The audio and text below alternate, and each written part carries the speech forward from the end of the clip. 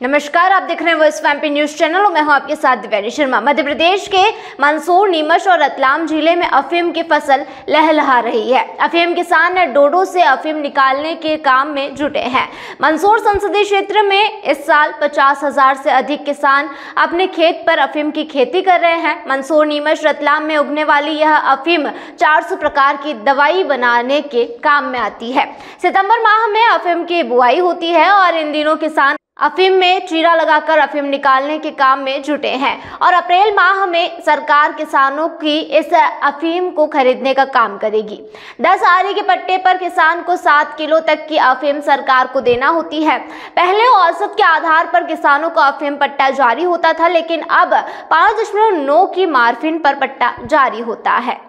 किसानों का कहना है कि मार्फिन प्रकृति पर निर्भर है, ऐसे में मार्फिन के आधार पर पट्टा किसानों के लिए मुसीबत है। वहीं विगत 3 सालों से सरकार ने सीपीएस प्रणाली लागू की है, जिसके तहत नारकोटिक्स विभाग डोडे पौधे सहित अफीम प्राप्त करता है, जबकि चीरा पद्धति में किसान अफीम निकालकर विभाग को देते हैं। मंदसौर व नीमच जिले में इस साल 23,778 पट्टे सीपीएस के तहत जारी किए गए हैं।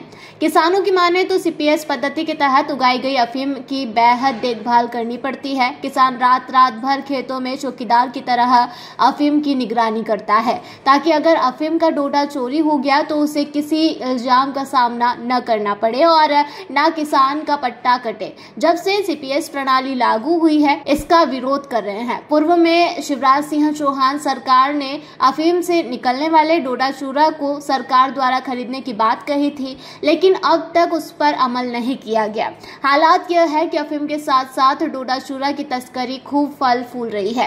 कई युवा कम समय में अधिक पैसा कमाने के लालच में अपराध के दलदल में फंस रहे हैं। वहीं दूसरी ओर मंदसौर की अफीम से नशीले ड्रग का जाल भी खूब फैल रहा है।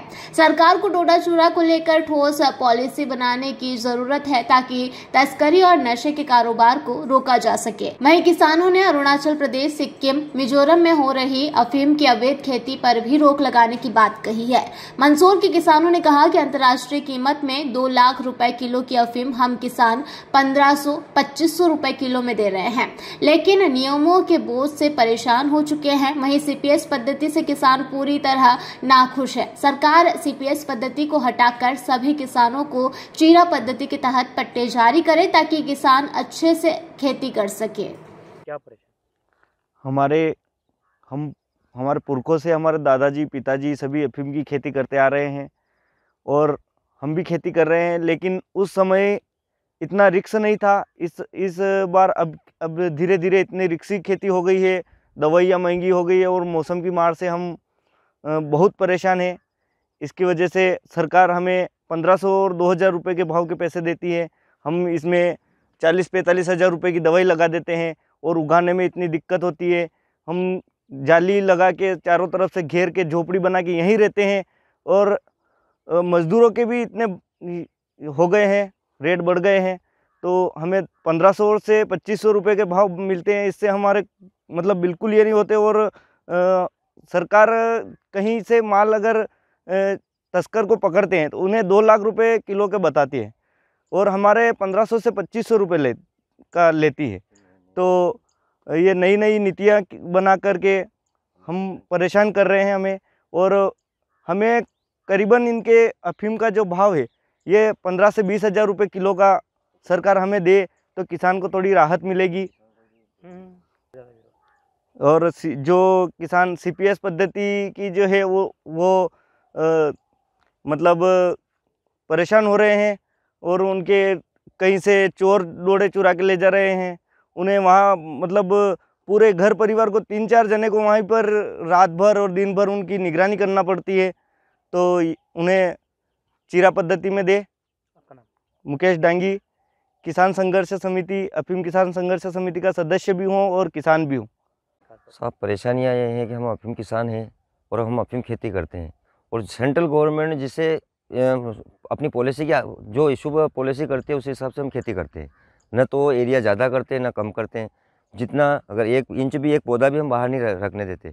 लेकिन भारत में कहीं ऐसे राज्य हैं वहाँ इलीगल खेती हो रही है और वो बिना वेदर वैधानिक बिना वैधानिक हो रही है, वो इलीगल खेती हो रही है और हम वैधानिक खेती करते हैं। वैधानिक खेती पर सरकार कई तरह की पाबंदियां लगा रही है। यदि अगर सरकार और नारकोटिक्स विभाग को पाबंदी लगानी है तो इलीगल खेती पर लगाए। अरुणाचल, असम, मेघालय, मिजोरम, वहाँ कई प्रकार की इलीगल हज़ारों हेक्टर में अफीम खेती होती है और हम जो खेती करते हैं वो 1/3 है। वहाँ पे वो 100% में खेती कर रहे हैं और हम 30% में कर रहे हैं। तो जब 30% पर इतने सारे नियम थोपे जा रही है तो वो उस खेती को बंद करना चाहिए। और इस अफीम से कई प्रकार की जीवन रक्षक दवाइयाँ बनती है, कैंसर के रोग की निवारण दवाइयाँ बनती है। तो हम तो सरकार को 2 लाख रुपए किलो की अफीम 1500 से 2500 रुपये किलो में दे रहे हैं। तो इससे बड़ा और किसानों के साथ क्या करती है सरकार?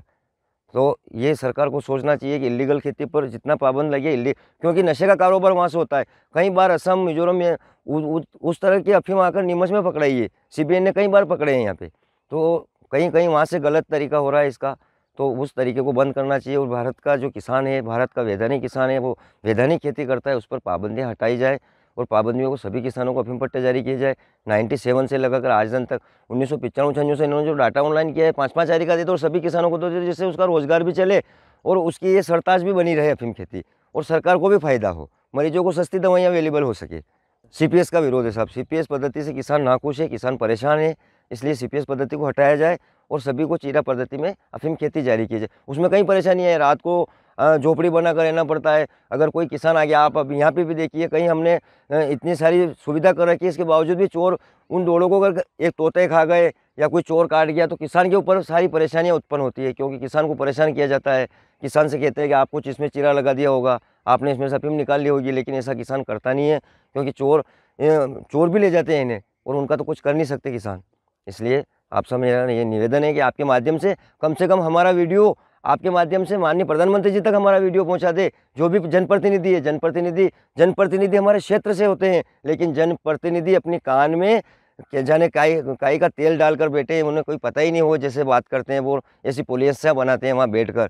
या फिर हम 5 किसानों को पॉलिसी बनाने में वहाँ पे सम्मिलित किया जाए ताकि हम हमारी परेशानियाँ बताया जा सके।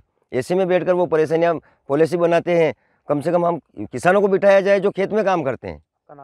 मैं नरसिंह डांगी, अफीम उत्पादक संघर्ष समिति का राष्ट्रीय अध्यक्ष हूँ और हम कई वर्षों से इस अफीम खेती की लड़ाई लड़ रहे हैं। क्या संकट है अफीम किसानों से? संकट तो अनेकों प्रकार के हैं किसानों को। जैसा कि आप अभी खेत में आए हैं तो आपने भी देखा है कि हमने कितनी मुसीबतों से इस खेती को हम कर रहे हैं, फिर भी सरकार हमको उचित दाम नहीं दे रही है। जैसे ही कुछ 3-1 साल पहले से सरकार ने सीपीएस पद्धति लागू करी है।